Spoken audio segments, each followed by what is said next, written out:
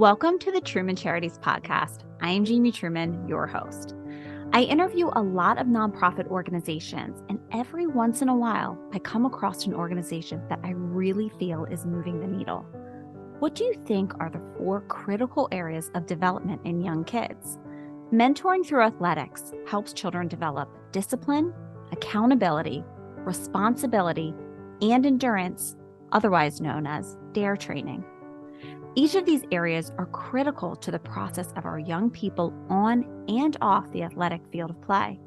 The founder, Ashley Montgomery, understands the importance of athletics in children's lives as he tells his personal story of how his coach, Sonny Kimball, changed his life. You will hear impactful stories of children who have been positively impacted through their athletic and mentoring programs. We discuss his athletic programs, the importance of having a mentor, their after-school programs, and so much more. I hope you enjoyed this conversation as much as I did. Thanks, Ashley, so much for coming on and speaking with me today. Well, thanks for having me.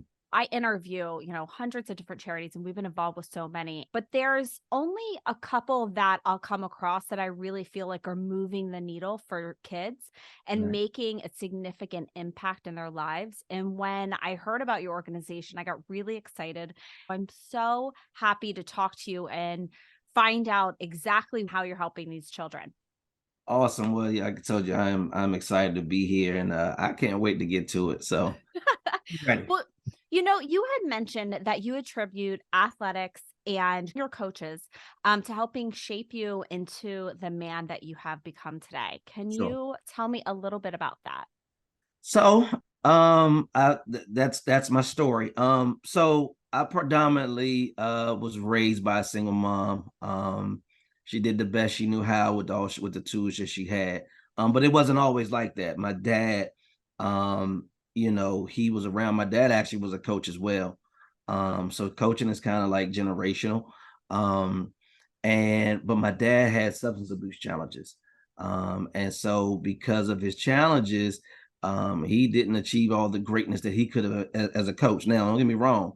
He won a national championship as a high school basketball coach, and he did a lot of great things in the community.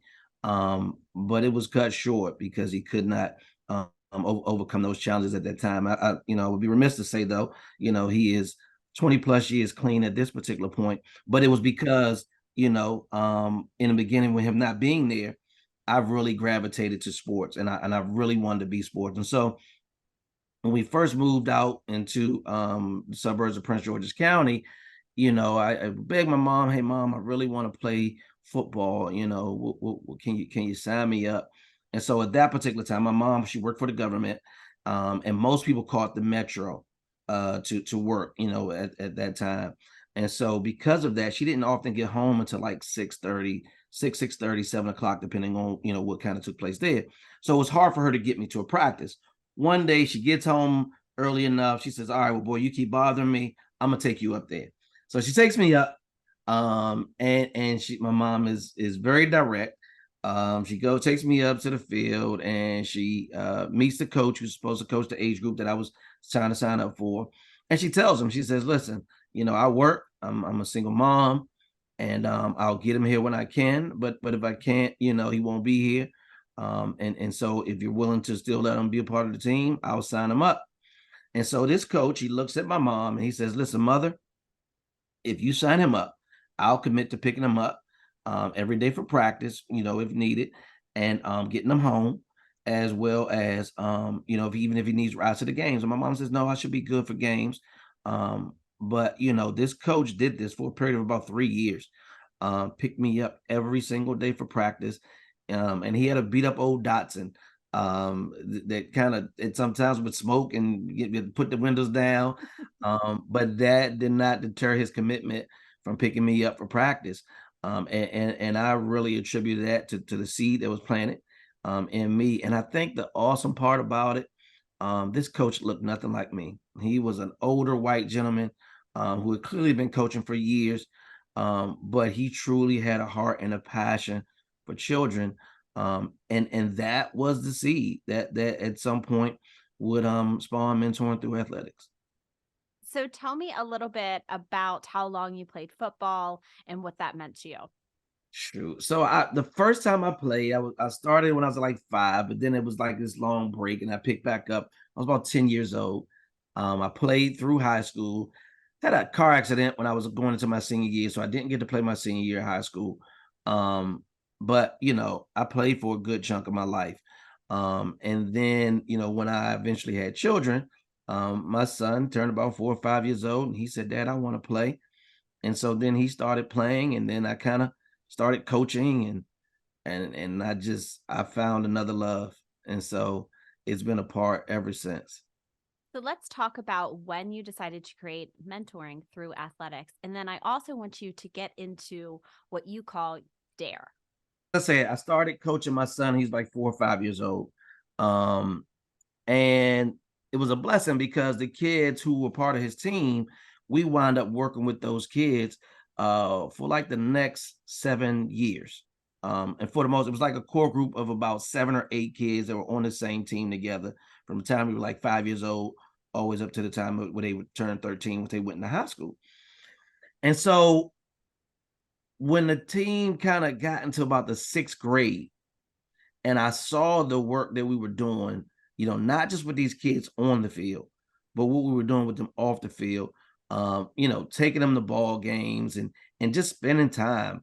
It was never a dull moment. I always had kids at my house spending the weekend, and these kids, they enjoyed it. It's crazy. Their parents would pack a bag on Friday, so they would come to football practice on Friday night, and the parents would get them on Sunday. It was like clockwork every single weekend. I loved it because my son had somebody to constantly interact with. But again, some of these, they didn't have a consistent male role model in their house. And even in the instances where they did, we say it takes a village, but it really does take a village.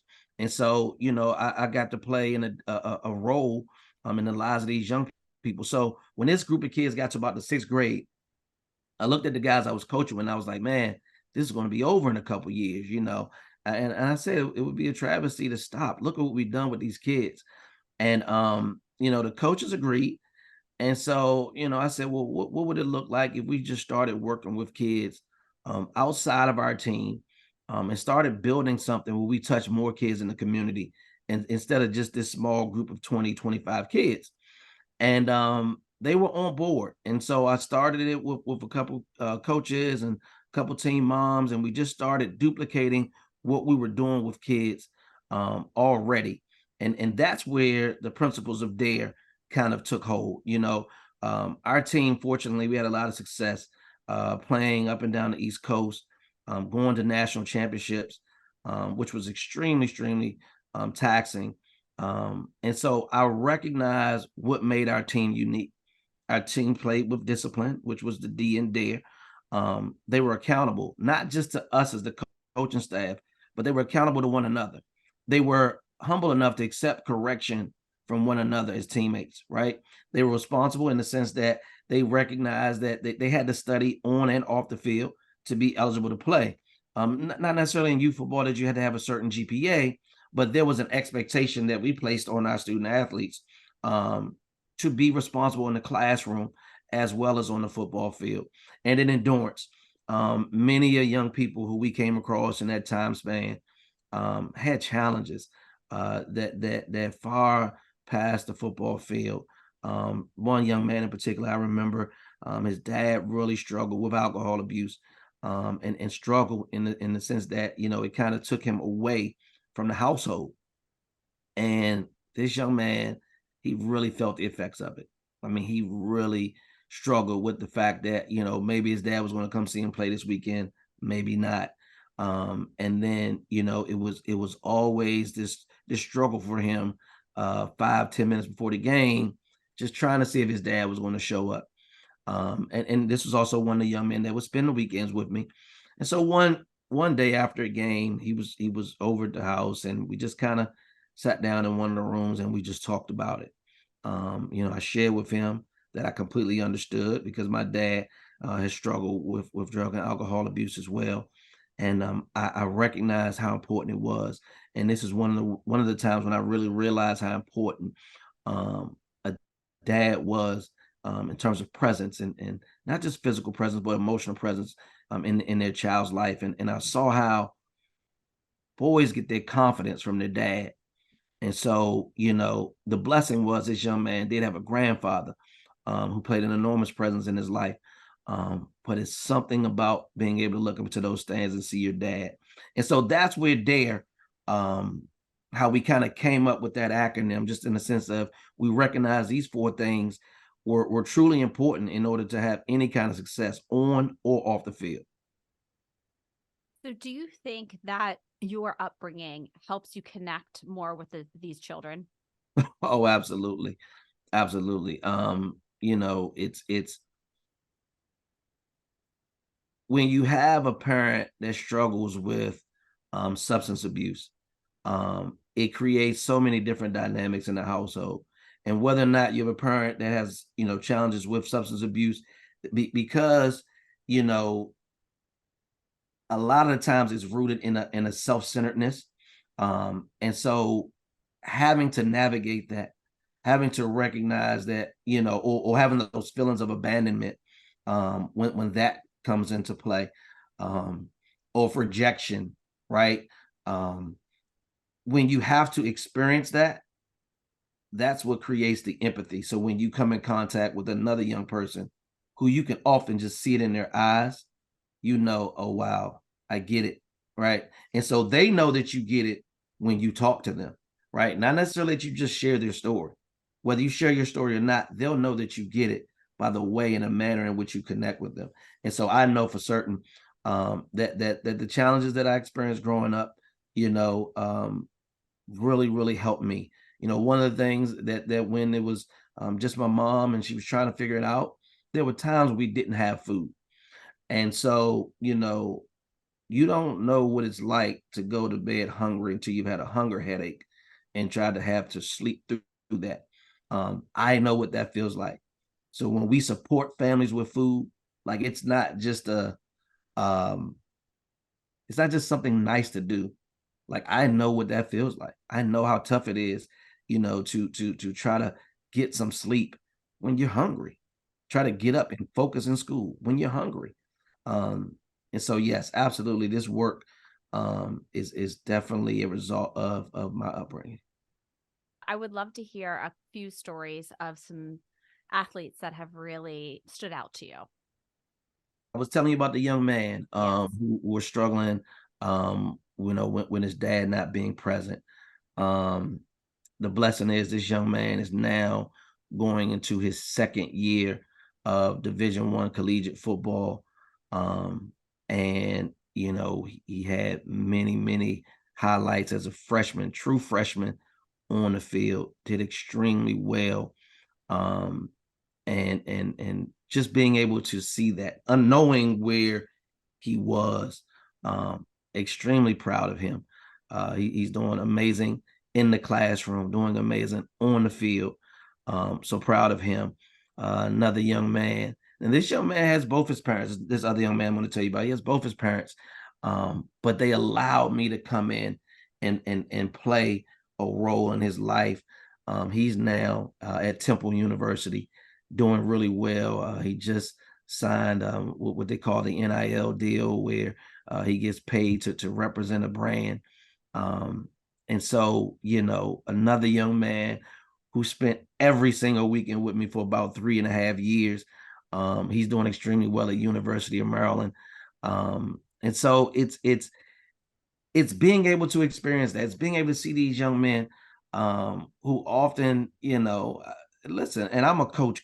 And so I'm not going to tell you, oh, come on, Tommy, you can do this. No, I'm going to get in your face. I want to push you, right? I want to push you till you're ready to quit. And the reason I do that is because I truly believe that when you get to a place of wanting to quit, but not quitting, it creates a whole new capacity for you. So these young men, I love the fact that I was able to play a part in getting them to a certain space. When that eighth grade team that we had in terms of the football team, we had 23 kids on that team. 18 of them had the opportunity to play high school football at a private school where they got financial support. The reason that meant a lot to me is because, not that I'm not an advocate of the public school system.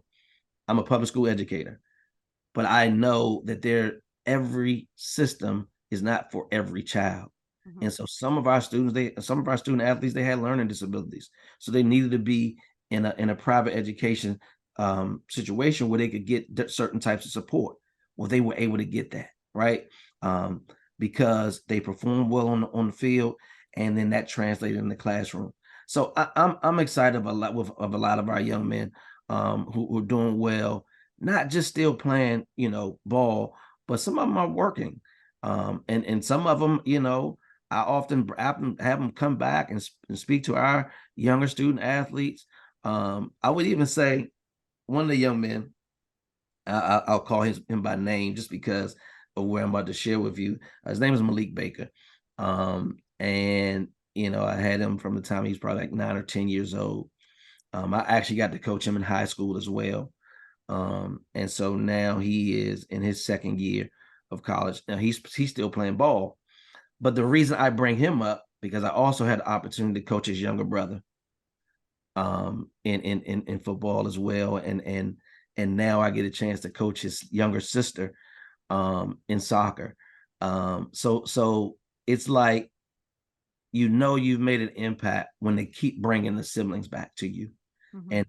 And like I said, it went far beyond what we were able to do with these kids on the field of play. So tell me a little bit about the programs that you guys offer. So on the sports side, we offer flag football, we offer soccer, basketball, cheerleading. And they do well, right? I'm super happy with how they perform. But as I told you before, the sports is just a draw. So that once we can establish the rapport to be able to connect with these kids and to figure out, okay, where else does Ashley need support? Right. I can kind of see he's a little withdrawn today. Like, what's going on? And then being able to get in there, connect, and figure out, all right, how can I support? We had a young man come out last spring season, and we actually met him at one of our after school sites. And so we invited him out to participate in one of our soccer teams. And in this, him coming out, mom was able to bring him out a couple of times, but then she would miss practice or he would miss practice. And then we had a conversation. And, come to find out, this young man has some major deficits academically as well as socially at home. And so then to be able to connect him with another young man on the team and the mom being able to get support from other families within the organization. One of the things she said was, this wasn't just sports. This I've been able to find a whole new family that's able to support me as a mom. That's what this is about. Like, it's utilizing the thing that we love called sports, bringing people together and creating a community that can thrive together. You said that and I was thinking that in my head. You're creating a community for not only these children, but for their parents too. Absolutely. So I want to talk a little bit about what you were saying before. So you have all of these wonderful athletic programs, but you also have specialty programs that you started from learning about some of the needs of these children and families. So let's talk a little bit about those specialty programs that you offer. Sure. So in 2017, I think it was like 2017,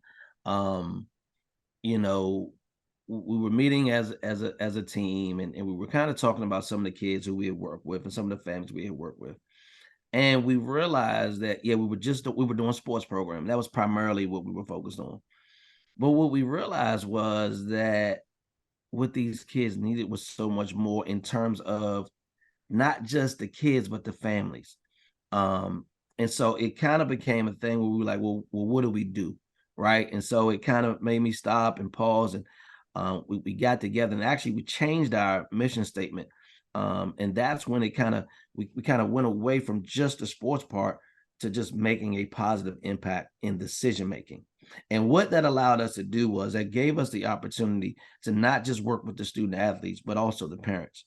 And so, again, going back to, my upbringing, it was that coach that decided to go beyond just coaching me on the field, but providing me transportation to get to the field, that became an outlet. And when I talk about this outlet, sports was a distraction from the chaos I was experiencing at home. I needed that. I needed that tremendously, because when you're a thinker and you're just sitting in challenging situations, you're constantly trying to figure out, even as a kid, what can I do? What can I do? But that wasn't my job. I shouldn't have been trying to figure out how can I make the home better at 10, 11, 12 years old. That's not what I should have been thinking about. And so sports was a healthy distraction. So when we started looking at, okay, what we need to do is make an impact beyond the field, not just with the athletes, but with their families as well. That made us come up with different programs, such as the food support program. We now call it Because We Care. And this program, I spoke a little bit about it earlier, having to go to bed with a hunger headache before. This was to alleviate those things, supporting students, going back to school, back to school drives. And so you can't be a great student athlete if you don't have the resources to be a great student. And so, it's like, well, we need to be able to do that. And then, I'm sure we'll talk about it at some point, but as the months start getting a little colder, here, we had to realize that people need coats and hats. Like, all these things affect a family. So we kind of begin to offer more wraparound support services, in addition to what we're doing. And the way we did that, honestly, it wasn't because we just had access to all these resources. We had to partner with other organizations that were doing similar things, that was their wheelhouse. And so we would bring them in to support the families that we were already working with. And then in addition to that, going back to the student athlete, we had realized these kids, the foundation, they have been robbed. So many kids have been robbed of their foundation academically. So we had to offer tutoring as well. And again, partnering with other organizations, and in some instances, even having to bring on tutors too, to kind of make it happen. And so mentoring, tutoring, food support. We've even connected families with resources for housing. And like I said, back to school, coat drives, all those different things have kind of become staples in terms of what we do annually now. Let's talk a little bit about what you mentioned, which is mentoring. So you have a mentoring program. Let's talk a little bit about that, and maybe some of the kids that have been through the mentoring process. So, like I said to you, how it works is, once a kid comes through our program, and most of the time they come through the sports part. And so when they come through the sports part, that coach then may identify, wow, you know what, Ashley has some challenges that are far beyond, I can kind of help him with on the football field or the soccer field or the basketball court or the cheerleading mat. So then that's where the mentoring part comes in. If that coach has the time and space to be able to provide mentoring services, then we then pay that coach to become a mentor in that child's life. If not, then we then connect them with a mentor that works with them off the field or off the mat, or at home, at school.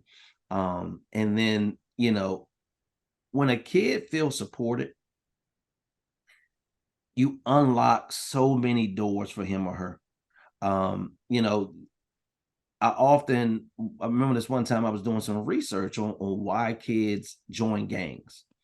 And I was looking at it, and I was looking at a gang indoctrination process and how they do it, and how they fill the mind with propaganda, and win that individual over to their way of thinking.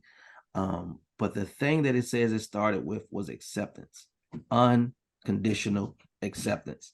And so when these kids experience that unconditional acceptance, it automatically, they had this undying loyalty to this group of people.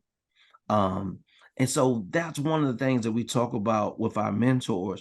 when they first make this, their initial connection, you got to accept them for whatever it is that they may be experiencing. You got to start with acceptance. Establish the rapport with acceptance. And when you do that, the barriers and the guards come down. And then what you find out is that just like any other kid, right? They want the same things that every other kid wants. And so that's how our mentors break through. It's I wouldn't call it a special formula. I just would say it's unique for us because we do have the sports component where it allows us to make initial connections, so that we can kind of almost get some background, a mentor with, some information. And I always say this: if you say to a child, "Hey, I'm going to sign you up for a mentoring session to go meet with this stranger, once a week or twice a week for the next 8 weeks," most children aren't going to do that. But when you say to that same child, "Hey, I'm going to go sign you up for football for twice a week for the next 6 to 8 weeks. Are you good with that?" They say yes. And so we don't just call our coaches coaches. They're called mentor coaches for a reason. And I love the fact that you listen to each of these children and then you can navigate their needs to whoever is going to be best fit for that particular child. Absolutely. Absolutely. It's so important. You've done so much with this organization. What do you think your proudest accomplishment is? So that's a good question. I would say this. I would say probably my proudest accomplishment is this.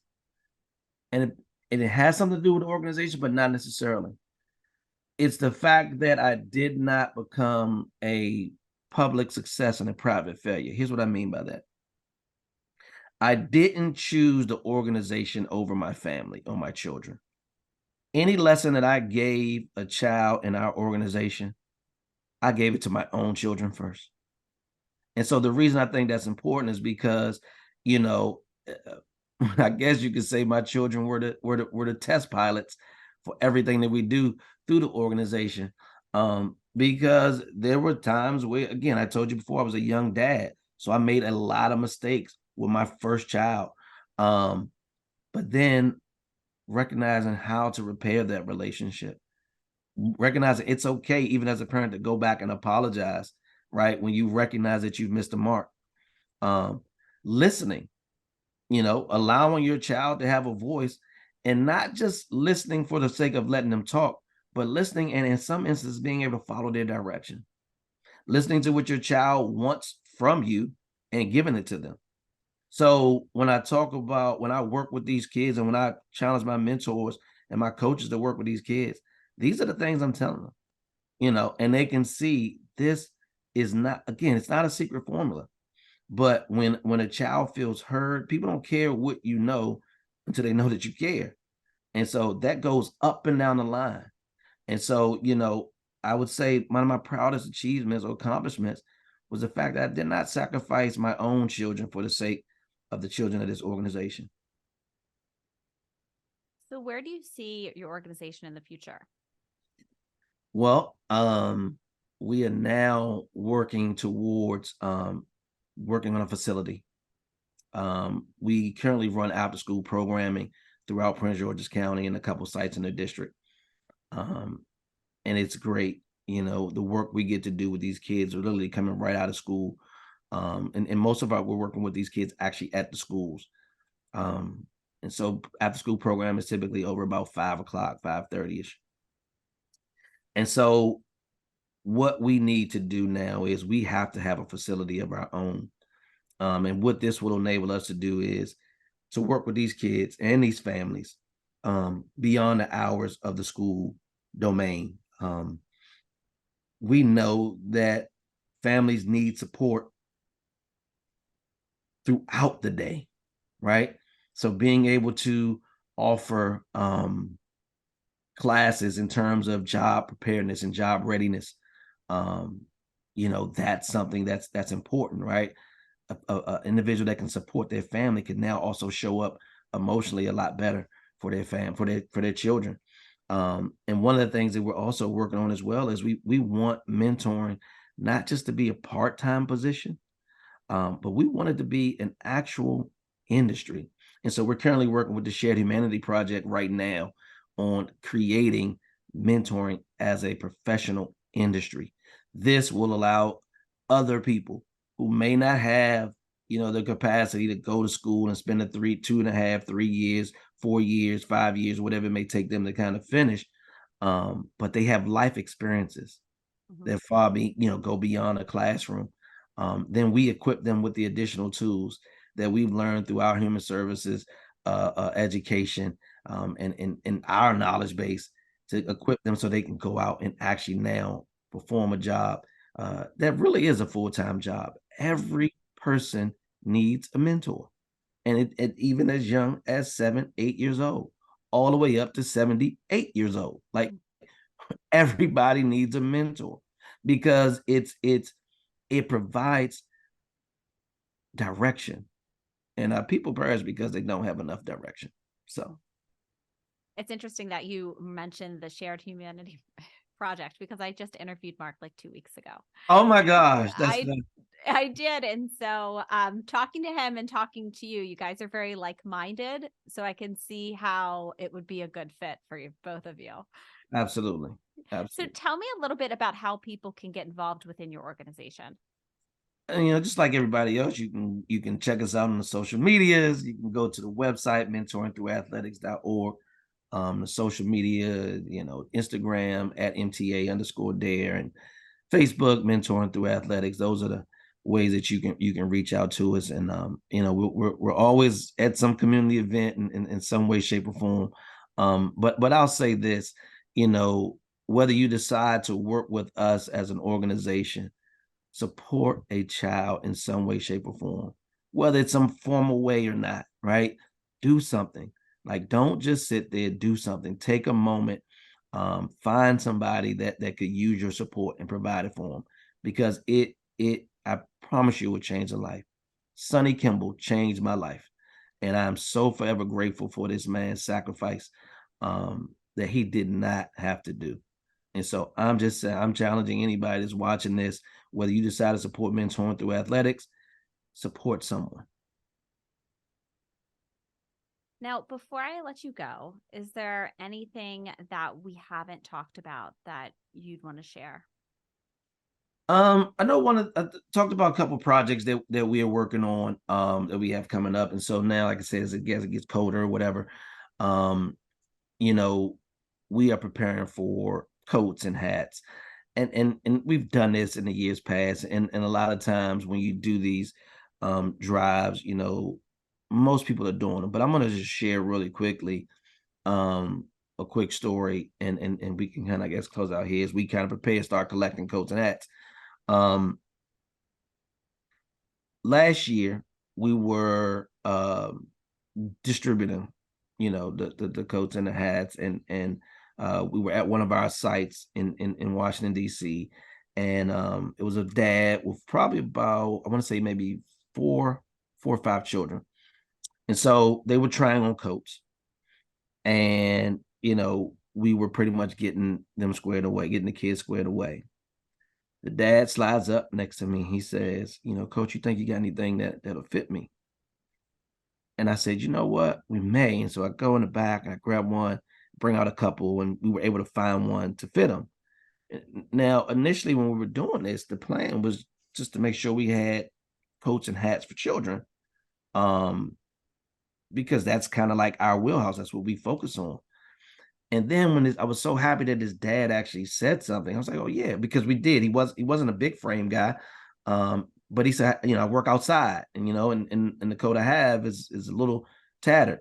And so we were able to bless this man with a coat. And again, this goes back to what I said earlier, just in terms of, we go into this thing thinking that we're supporting a child. But when you support a child, you support a father, you support a mother, you support a family. And so for us, this work, is a life's mission. And I am grateful to my creator for birthing this in me, that I could now be a part of something so great in the earth. And so I also want to thank you, Jamie, you and your husband, for affording us this opportunity just to be able to share about the organization, and just super excited about everything that's kind of on the pathway for us as well. So thank you. Of course. Thank you. Listening to you, I've really found a lot of things that were alike. And as you're talking about your organization, I grew up with a single mom as well. And there's only so much that one parent can do. You can't do a job of two people as much as they try until they're blue in the face, and they'll do whatever they can. But it's impossible. So to have a community that comes together and helps children that don't have a lot of the opportunities that a lot of other children have is really incredible. And so I absolutely love the work that you're doing. And it's been a pleasure talking to you. Well, thank you so much again for the opportunity to share. Of course. All right. And I want to thank all of the listeners for tuning in to another episode of the Truman Charities podcast. Until next time.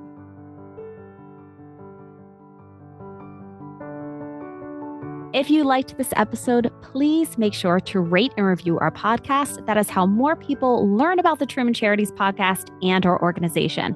And to make sure you don't miss any of our future episodes, subscribe. If you'd like to follow Truman Charities, you can follow us on Facebook at Truman Charities, Instagram at Jamie_Truman Charities, and check out our website, trumancharities.com.